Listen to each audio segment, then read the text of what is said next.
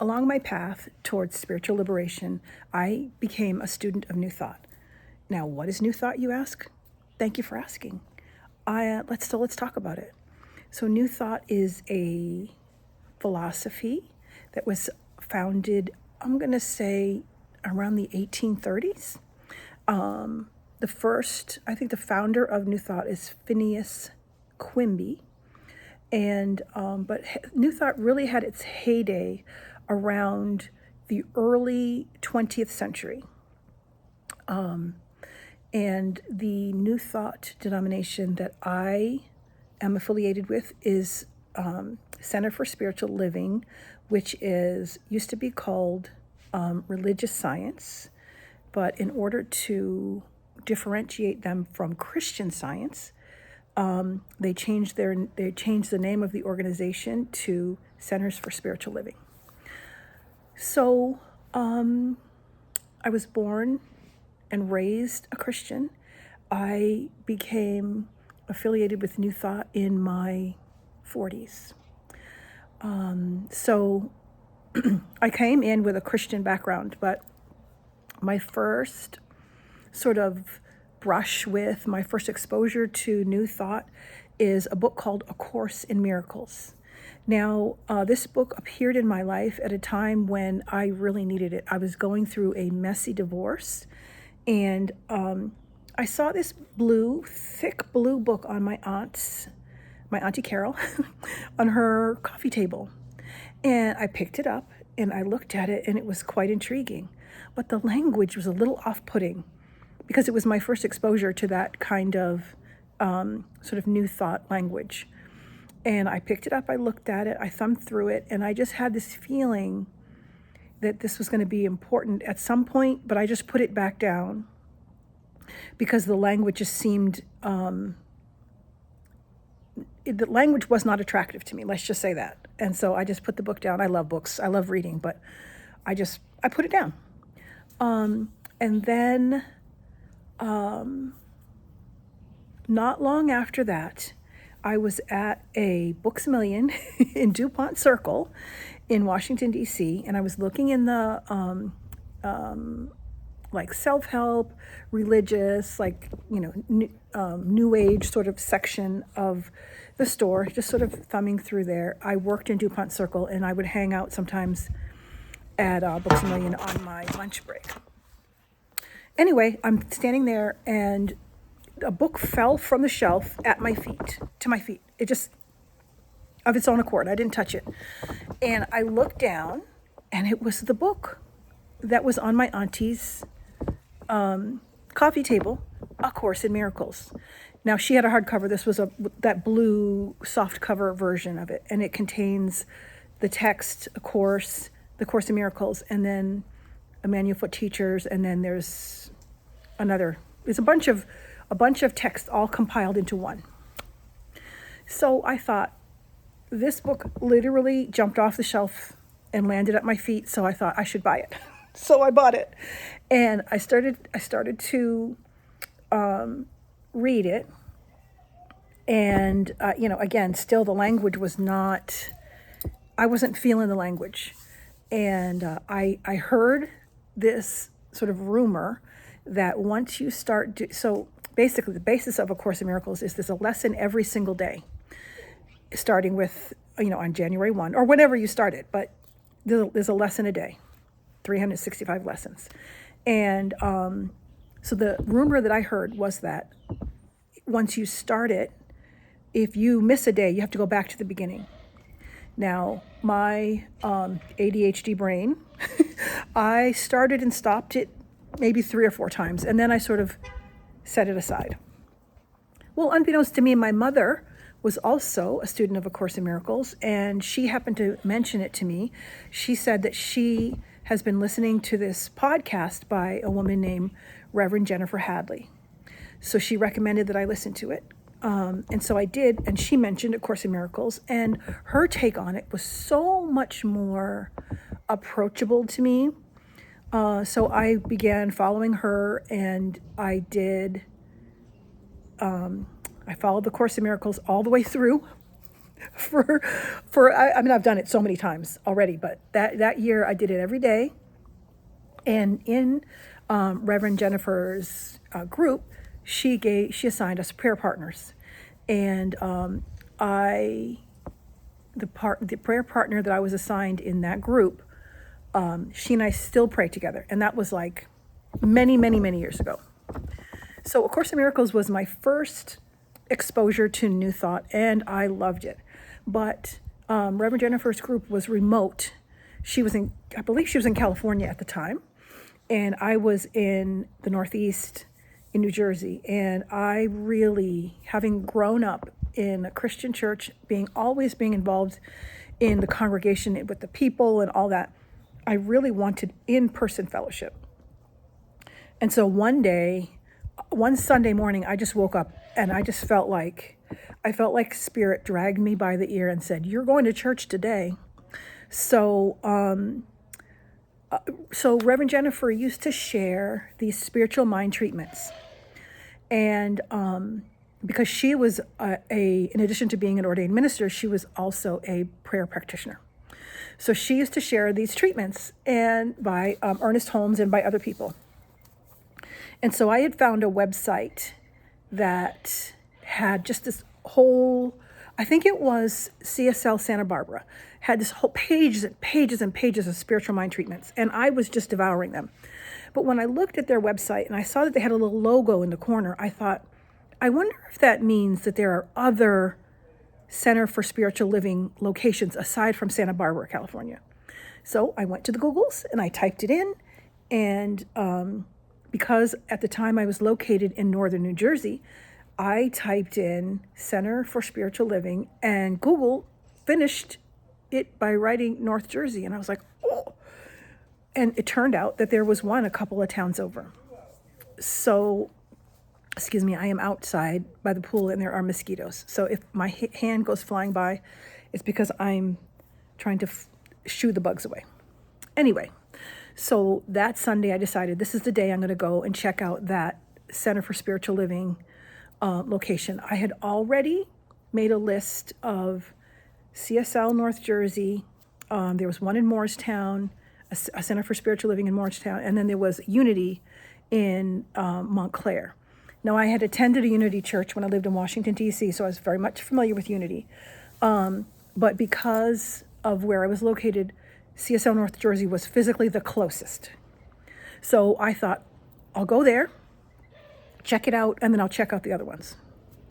Well, once I went through the doors and checked out Center for Spiritual Living North Jersey, I never did. I still have never checked out. I mean, I've been to Morristown, but I never went with the intention of joining.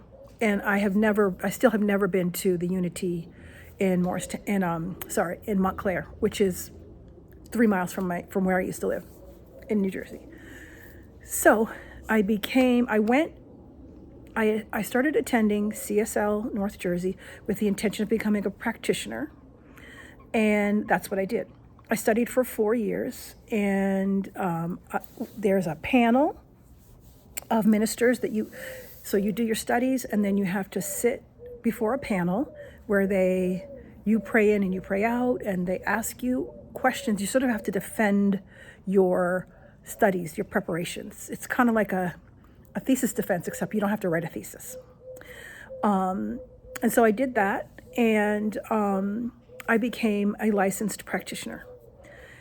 But right after towards the end of my practitioner studies, I helped to produce an ordination ceremony for 2 of our ministers who had been serving for years and years and years, but never had an official ordination ceremony. So when the ceremony was over, and I was standing at the front of the congregation waiting for the receiving line to end so I could, give them a hug and, congratulate them, I was sort of standing off to the side of the podium, and I heard an audible voice saying, "You are going to be ordained also." Now, I was like looking around going like, who said that? I didn't see anybody. And I receive guidance and information from spirit, but it's never, almost never is it audible. It's like it's kind of like a knowing, it's kind of like an internal communication, but this time I like heard a voice as if someone were in the room with me, but there was no one there. So it was a little, because I absolutely had no plans of becoming a minister. I had just spent the last 4 years studying to become a practitioner. It's a lot of work and it costs money. You have to pay for all these classes. And, you spend your time and energy, and it was a lot. I did not have any plans to become a minister. But as soon as I heard that, all of a sudden things started to fall into place for me to attend seminary. So I have been a fan is not a right word. I have been someone who admires Reverend Dr. Ian Van Zandt since the 90s. And the first book of hers that I read is called One Day My Soul Just Opened Up. She's a New Thought minister, so this is all tying in. So One Day My Soul Just Opened Up. And that book came out in the late 90s, I believe. Yeah. I read that book. I devoured that book. I loved it. And at the time I had a blog, and I wrote about it on my blog. And her editor, Ian Van Zandt's editor, actually contacted me and asked me if she could see more of my writing, because she really enjoyed that blog post and all that. I was so freaked out by that. And I was very insecure in those days. I think I was in my 30s. I was like, oh my goodness. Anyway, I never followed up with her.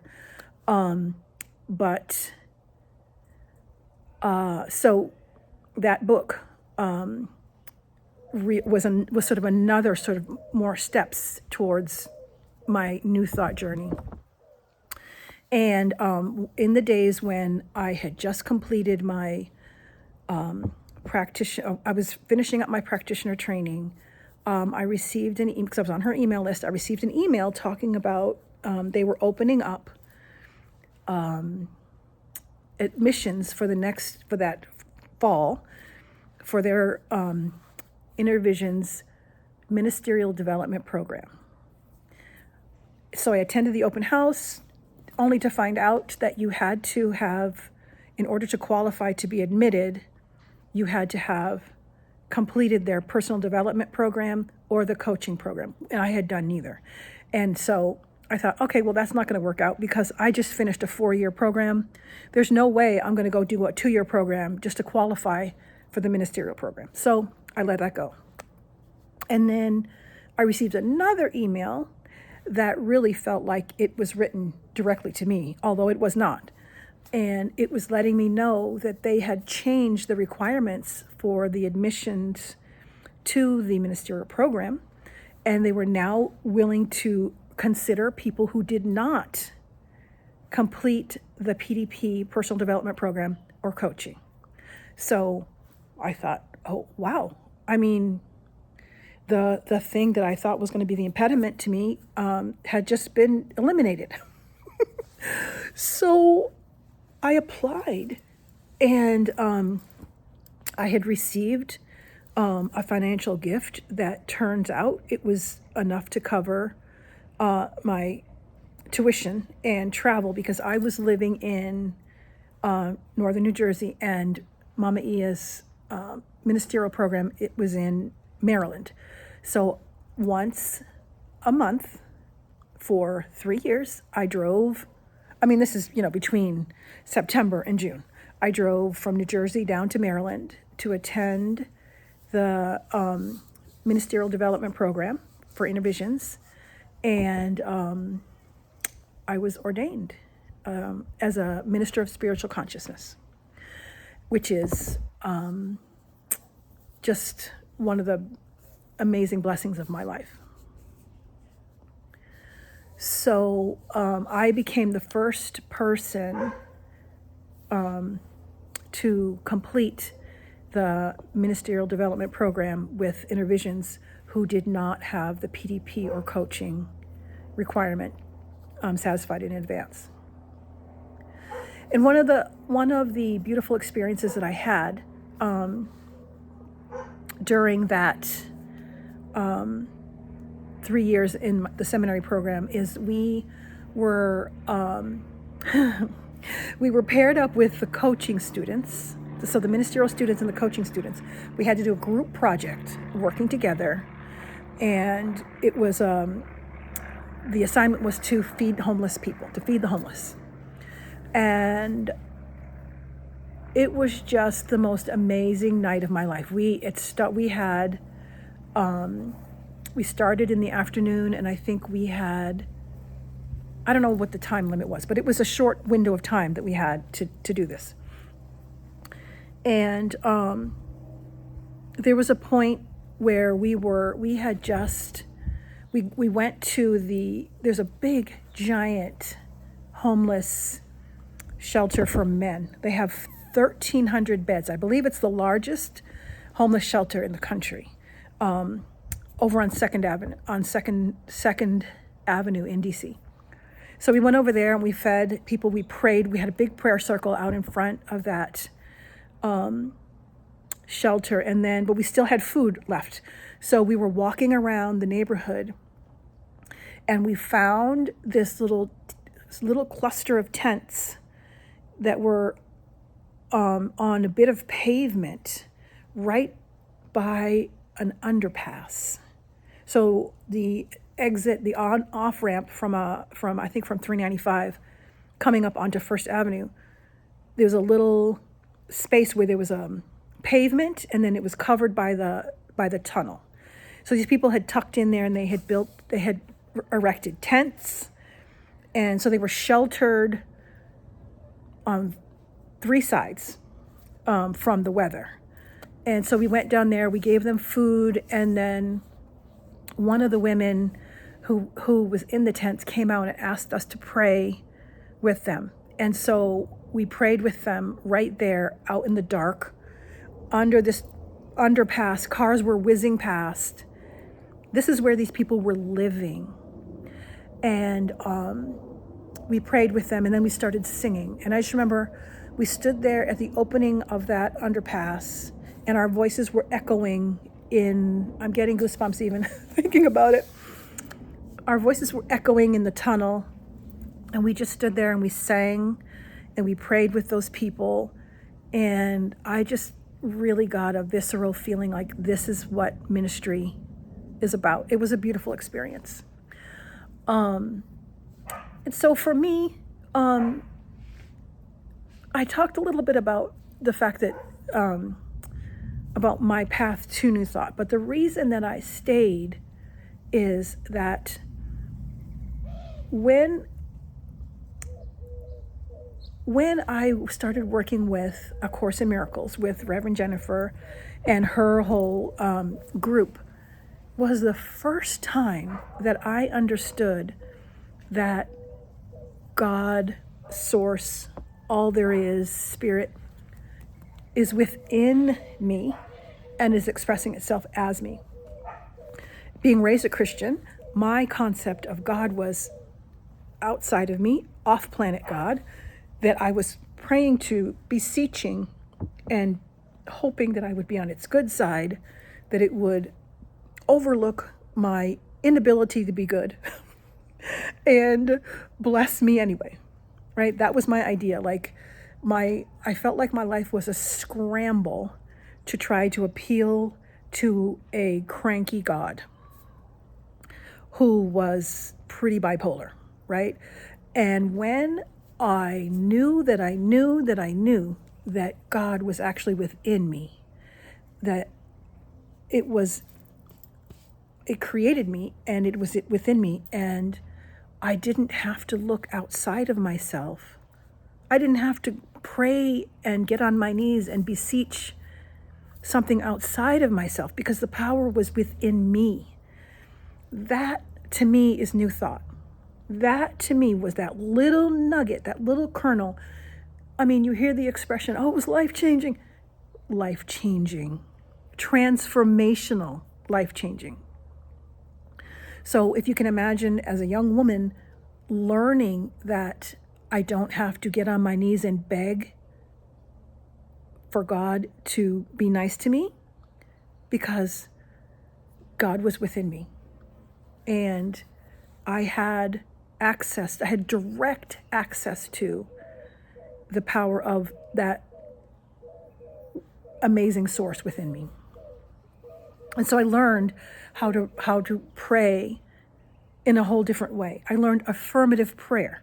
So instead of saying, "Oh, dear God, would you do this for me?" I pray affirmatively, knowing that what I am asking is already accomplished. I pray affirming my good. And so that is why I became a practitioner, was because I wanted to help other people affirm their good, right? Somebody told me while I was still studying to be a practitioner that people who become practitioners or like prayer chaplains or whatever are people who didn't feel heard when they were younger. And so now they want to be that listening ear for others. And so for me, having become a practitioner, it was my desire to sort of work myself out of a job, so to speak, because each of us has access to that divine power, right? But you work with a practitioner because a practitioner has put in the work, has really worked on, that 4 years of study was to help to clear the vessel, right? We did forgiveness work, we did shadow work, all kinds of things. But you don't need a practitioner, because you have it all within you. I'm happy to be a practitioner because, like I said, it's when you have honed sort of that ability to really just tapped right into spirit, it's helpful to other people. I mean, becoming a practitioner has been, aside from being a mother, has been one of the biggest blessings of my life. So New Thought, really, the Center for Spiritual Living, the text that we follow is called Science of Mind, and it's written by Ernest Holmes. And it's a beautiful book, full of lots of wisdom. And I highly recommend, if you're interested in learning about affirmative prayer, how to know the truth for yourself, I definitely recommend Science of Mind. And another book, which has been coming up recently towards the beginning of the year, which is what we are now, is Reverend Dr., I believe, Ernest Holmes, also wrote a book he wrote a bunch of books, but another one of my favorites is a little tiny text. It's called This Thing Called You. And I recommend that if you have never heard of Ernest Holmes, you've never heard of Science of Mind, but you're interested in all that, This Thing Called You is a great introduction to Ernest Holmes' teachings, Science of Mind, and New Thought in general. It has lots of little affirmative prayer treatments in it. It has beautiful, just full of wisdom and guidance and all of that. So, to wrap this up, New Thought is predicated on the idea that's very, very simple. When you change your thinking, you can change your life. That when you pray from the power of the one within you, instead of praying to an off-planet deity who can be moody and all of that, right? So you have the power. God is within you. And that's all I have to say about that. So thank you so much for spending this time with me. Again, my name is Reverend Evelyn. I am an ordained minister of spiritual consciousness. And I would love for you to check out my Substack publication. It's called Sacred Creative Soul Speaks. But until next time, peace.